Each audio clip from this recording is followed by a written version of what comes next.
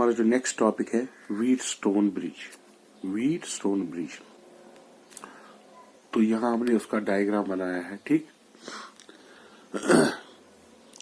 Wheatstone bridge is actually the application of Kirchhoff's law, जो भी हमने पढ़ा। एक सर्किट होता है जिसमें रेजिस्टेंस अरेंज ऐसे की होती है कि हम एक अननोन रेजिस्टेंस इसे फाइंड कर सकते हैं। अगर हमारे पास 4 रेजिस्टेंस हैं, यहाँ पर मिसाल के तौर पर R1, R2, R3 and R4, ये 4 रेजिस्टेंस ऐसे अरेंज की गई हैं कि हम ये अननोन रेजिस्टेंस अगर R4 है तो हम उसको ढूंढ सकते हैं।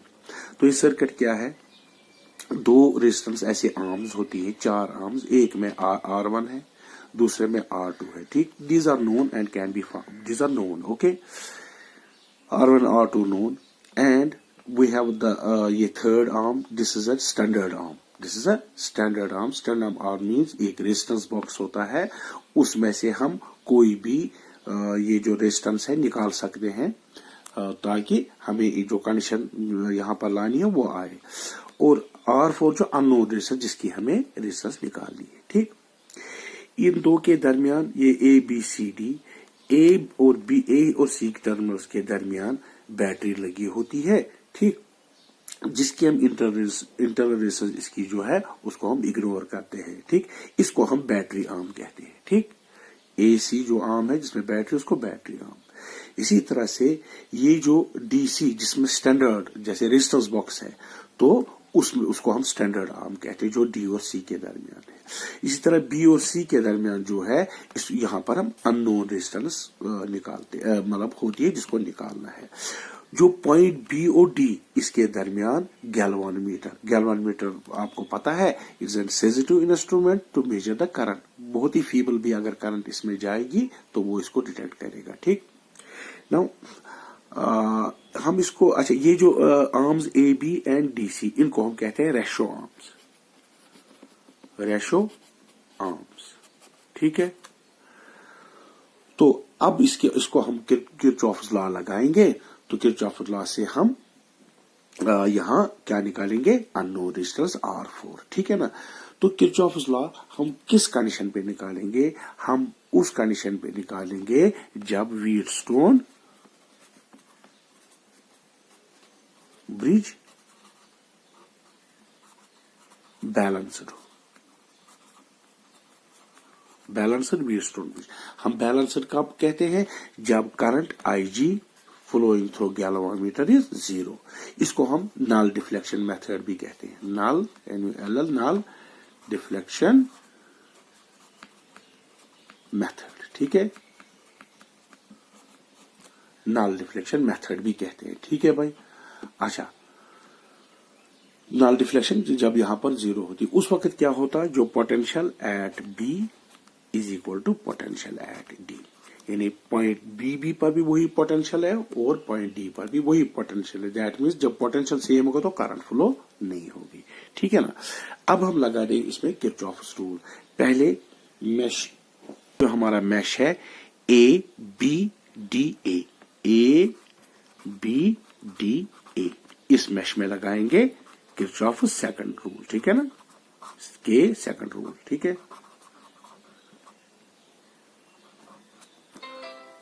किरचॉफ सेकंड रूल, ठीक है।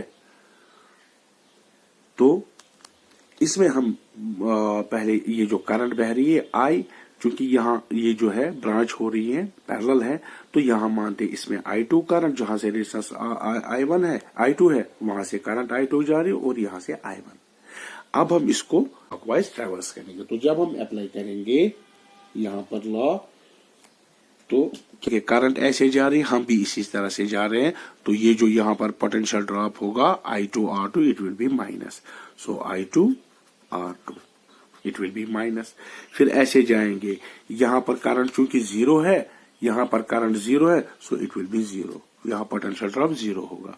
फिर हम ऐसे जा रहे हैं, करंट ऐसे आ रही है I1, तो यहाँ पोटेंशियल ड्रॉप पॉजिटिव होगा, प्लस I1 R1, ठीक है ना। चूंकि इसमें कोई बैटरी नहीं लगी है तो ये इज इक्वल टू 0, ठीक है। और इसमें से क्या निकलेगा, अगर मैं इसको I1 R1 will be equal to I2 R2, that is equation 1। ठीक है, नाउ अब लेंगे हम सेकंड मैश। कौन सा? ये वाला मैश, ये B C D D, ये वाला मैश लेंगे। इसको भी किरचॉफ्स सेकंड रूल करेंगे। इसको भी हम क्लॉकवाइज ही चलेंगे, इस जैसे इसमें क्लॉकवाइज चले थे इसमें भी। तो जब हम अच्छा करंट के बारे में पहले बता दो। देखिए I2 यहां से आ रही है, ठीक। अब यहाँ पर पॉइंट ये पैरेलल है क्योंकि यहाँ ब्रांचिंग हो रही है, तो यहाँ जाती, चूंकि यहाँ पर 0, यहाँ हमने पहले इसको बैलेंस कंडीशन में रखा, तो यहाँ कोई करंट, तो सारी I2 यहाँ चली जाएगी। इसी तरह से जो ये I1 है, I1 कहां से चली जाएगी? यहां से यहाँ से कोई करंट नहीं आ रही है, तो ये सीधी इसमें चली जाएगी। तो इस ब्रांच में I1 और इस ब्रांच में I2 करंट होगी। तो अब जब के लॉ करेंगे अप्लाई, तो के लॉ जब करें तो यहाँ पोटेंशियल देखिए, हम इस डायरेक्शन में चल रहे हैं और करंट भी इसी डायरेक्शन में, तो potential drop will be negative, that will B I2 R4 मगर माइनस। ठीक है, फिर यहां से चले जाएंगे, यहां करंट ऐसे I1 आ रही है और R3 है, तो ये पॉजिटिव होगा, ये R4 प्लस I1 R3। ठीक है, फिर हम जाएंगे ऐसे, चूंकि क्लॉकवाइज जा रहे हैं तो ऊपर जा रहे हैं, तो यहां तो ऑलरेडी करंट कुछ नहीं है, तो पोटेंशियल ड्रॉप भी कुछ नहीं है, so plus 0 is equal to 0। ठीक, दैट इज, इसमें क्या निकलेगा? I1 R3 is equal to, इसको इस साइड में जा, I2 R4। R4 क्या हमारी? Unknown resistance. तो ये इक्वेशन 1 हो गई, तो ये equation. Now let us divide these, इनको हम डिवाइड करेंगे, तो I1 कैंसल होगा, तो यहां क्या बचेगा? R1 बाई R3, ठीक है, R1 by R3 is equal to R2 by R4। ठीक है ना, और you can also write it as R1 by R2 is equal to R3 by R4। ठीक है ना, सो चूंकि ratio R1 R2 is known, R1 R2, चूंकि मैंने कहा इसको रेशो आर्म्स, R3 जो है हमारा स्टैंडर्ड रेजिस्टेंस बॉक्स, ये भी नोन है, और तो R1 R2 भी नोन है, R3 भी नोन है, वी कैन कैलकुलेट R4। तो कभी कोई जो कुछ बुक्स ऐसे भी दिखाती हैं, यहां इसको P लिखते हैं, इस रेजिस्टेंस को, इसको लिखते हैं Q, इसको लिखते हैं R, और इसको लिखते हैं S है अननोन। तब जो कंडीशन आएगी बिल्कुल इसी तरह से वहां आएगा P by Q is equal to R by S। चाहे ऐसे लिखो या ये P by Q is equal to R by S। कुछ बुक्स ऐसे लिखती हैं, फिर से बता रहा हूं, इसको P लिखती है, इसको Q लिखती है, और अननोन यहां पर होती है। ठीक, स्टैंडर्ड रेजिस्टेंस बॉक्स यहां पर होता है, तो वहां पर आता है ऐसे ही बिल्कुल यही P by Q is equal to R by S. This is one and the P by Q is equal to R by, this is one and the same thing. ठीक है, इसका जो प्रैक्टिकल फॉर्म होता है Wheatstone bridge का, वो आपका जो है मीटर ब्रिज है। ठीक है ना, वो हम नेक्स्ट लेक्चर में करेंगे। ठीक है,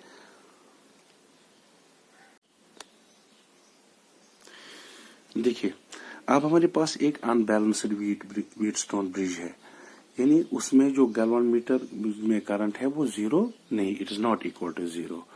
सो we want to solve the equations for this and to find the current through the galvanometer. ठीक, for an unbalanced Wheatstone bridge. तो यहाँ पर देखिए, यहाँ पर जो आर्म्स है, ए बी में 100 ओम है, इसमें 10 ओम है, इसमें 5 ओम है, और उसमें 60 ओम है। ठीक, तो यहाँ एक ये जो एम सोर्स ऑफ एम है वो 10 वोल्ट है। ठीक है, अब हमें आईजी निकालना है, तो हम इसको 3 मैशेस में बांट देंगे। पहला मैश जो, अच्छा पहली यो करंट जो आई है यहाँ से आ रही है, तो वो यहाँ ब्रांचिंग आउट हो रही है I1, यहाँ बाकी I2, तो total I is equal to I1 plus I2। ये जब I2 यहाँ चली जाती है तो यहाँ पर IG यहाँ जाएगी, जो बाकी बची I1 माइनस IG तो वो इस ब्रांच में जाएगी। यहाँ I2 यहाँ से आ रही है और यहाँ से आ रही है IG। As per Kirchhoff's first law, they will add up here incoming currents, that will be I2 plus IG। तो यहाँ से I1 माइनस IG और I2 प्लस IG, तो यहाँ क्या निकलेगा I1 plus I2 which is equal to I। ठीक है ना, तो करंट I यहाँ से बहेगी। ठीक है, तो अब हम IG को निकालने के लिए इसको 3 मैशेस में निकालें। सो पहला मैश नंबर 1 ये, ठीक, इसमें हम लगे, वो कौन सा है, वो है हमारा mash A B D A, यानी A B D A। तो इसमें हम लगाएंगे किरचॉफ सेकंड लॉ। तो पहला क्या है, देखिए करंट हम ट्रैवर्सल मिसाल के तौर पर ऐसे करेंगे क्लॉकवाइज डायरेक्शन में। ठीक है, तो यहाँ पर पोटेंशियल ड्रॉप क्या होगा, क्योंकि करंट भी इसी डायरेक्शन में और हम भी इसी डायरेक्शन में ट्रैवर्स कर रहे हैं, तो ये नेगेटिव होगा। It will B -100 into current है I1। इसी तरह से फिर यहाँ आएंगे तो यहाँ हमें एनकाउंटर कर रहे हैं 15 करंट और हमारी ट्रैवर्स से डायरेक्शन सेम है, तो ये पोटेंशियल ड्रॉप नेगेटिव होगा as per sign conventions, that will be 15 into IG। ठीक है, फिर हम यहाँ जा रहे हैं तो यहाँ करंट अगेंस्ट आ रही है, तो ये पॉजिटिव होगा I2 इंटू यहाँ 60 इज इक्वल टू 0। इसको अरेंज करेंगे, माइनस निकालेंगे और 5 माइनस कॉमन और 5 निकालेंगे कॉमन, तो it will B 20 I1 minus 5 plus 5 3 15 IG plus ये 60 दैट इज माइनस 12 I2, 12-25-60। ठीक है, दैट इज इक्वेशन नंबर 1। अब हम लेंगे मैश नंबर 2। ये हमारा मैश नंबर 2 है, कौन सा भाई, it is B C D B। तो इसमें आप किरचॉफ्स लॉ लगाएंगे, यहां से स्टार्ट करेंगे तो करंट इसी डायरेक्शन में, हमारी ट्रैवल्स भी इसी डायरेक्शन में, तो ये आएगा नेगेटिव I करंट है यहाँ और रेजिस्टेंस एनकाउंटर क्या कर रहा है 10। ठीक है, अच्छा फिर हम यहाँ से जा रहे हैं करंट इस डायरेक्शन में, तो यहाँ पॉजिटिव पोटेंशियल ड्रॉप होगा। करंट क्या है I2 प्लस IG, रेजिस्टेंस कितनी है 5। ठीक है, फिर यहाँ जाएंगे, करंट यहाँ से आ रही है, हम यहाँ से तो फिर से पॉजिटिव ये पोटेंशियल ड्रॉप का ये कितना है 15, करंट है IG, कोई EMF सोर्स नहीं है इसमें, तो ये 0 है। ठीक है, नेक्स्ट ये इसको आप करेंगे थोड़ा सा arrange, so it will B minus 10 I1 minus into minus plus 10 IG plus 5 plus 5 I2 plus 5 IG plus 15 IG।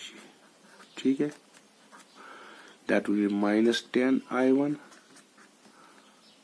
IG हमारा है 10 IG 5 IG 15 IG, that is 30 IG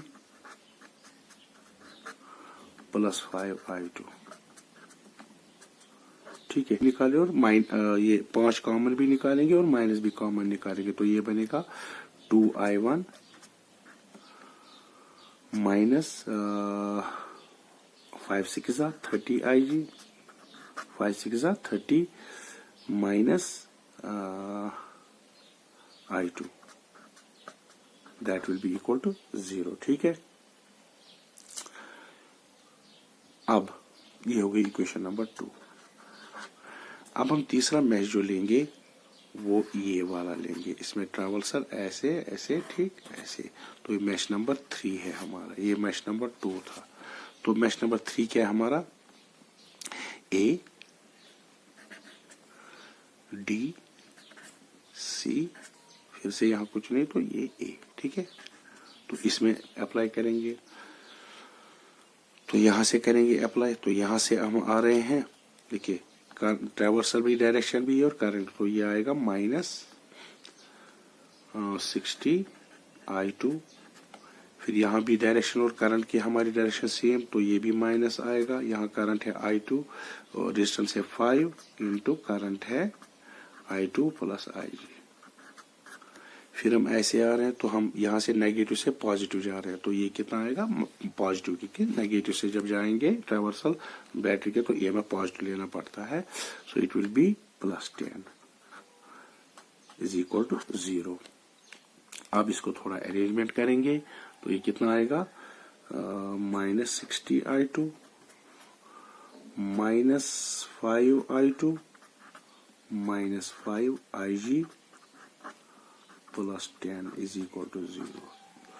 तो I2 यहाँ पर ये हो गया -65 I2 -5 IG +10 is equal to 0। Minus common निकालेंगे, 5 भी कॉमन निकालेंगे, तो ये बनेगा 13 I2 प्लस IG। ये -2 बनेगा, इसको मैं इस साइड में ले जाऊंगा, it will B 2। That is equation number 3। अब जो ये 3 इक्वेशंस हैं, इक्वेशन नंबर 1, इक्वेशन नंबर 2 और इक्वेशन नंबर 3, अब हम इसमें से एलिमिनेट करेंगे I1 I2 and this I1 I2 and I1 and I2 हम एलिमिनेट करेंगे तो IG का वैल्यू निकालेंगे। तो मैं फिर से ये इक्वेशंस लिखूंगा 1, 2 एंड 3, फिर हम इसको फिर सॉल्व करेंगे। ठीक है, तो ये तीनों इक्वेशन मैंने अब लिखी यहाँ ताकि आपको समझ आए इनको कैसे सॉल्व करेंगे। तो हमें क्या करना है, अब एलिमिनेट करना है I2 और I1 ताकि IG का वैल्यू निकलेंगे। इसके लिए हम क्या करेंगे, मल्टीप्लाइंग इक्वेशन 2 by 10, तो ये क्या बनेगी 20 I1 -60 IG -10 I2। This is equation number 4। ठीक है, is equal to 0। This is equation number 4। ठीक है, अब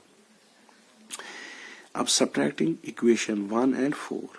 ठीक है, इक्वेशन नंबर ये इज इक्वल टू 0 है यहाँ पर। ठीक है, इक्वेशन नंबर 4 और इसको मल्टीप्लाई सब्ट्रैक्ट करेंगे, तो सब्ट्रैक्ट करने से 20I 20 कैंसल, ये माइनस ये प्लस हो जाएगा, IG 60 IG plus 3 IG that will B 63 IG। अच्छा, ये माइनस है यहाँ पर -10 I2, यहाँ plus, so +10 -12 that is -2 I2। Left भी 0, यहाँ से भी 0, it will B 0। So I2 किसके बराबर आएगा, I2 will be 63 divided by 2 that is 31.5 IG। ये इक्वेशन नंबर 5। अब इक्वेशन 5 का I2 का वैल्यू हम लगाएंगे इक्वेशन नंबर 3 में। सो substituting for I2 in equation 3, तो ये क्या बनेगा 13 I2 इज I2 के बदले में क्या लिखेंगे, ये 31.5 IG प्लस IG। ठीक है, इज इक्वल टू 2। इसको जब मल्टीप्लाई करेंगे इट कम्स, तो इसके बाद मैंने इसको सॉल्व कर दिया I2 का वैल्यू सब्स्टिट्यूट करके इस इक्वेशन में। ठीक है, तो ये निकला हमें 13 इंटू 31.5 IG प्लस IG। ठीक, इज इक्वल टू 2। इसको मल्टीप्लाई करके ये 410.5 IG which is equal to 2। IG को ये 2 यहाँ से डिवाइड होगा, तो IG will be equal to 0.00087 ampere. ठीक, तो इसको 4.87 इंटू 10⁻³ एम्पियर, तो दैट इज 4.87 मिली एम्पियर। ठीक है ना, तो ये हमने करंट देखी जो अनबैलेंस्ड ब्रिजस्टोन ब्रिज है 4.87 मिली एम्पियर। ठीक है।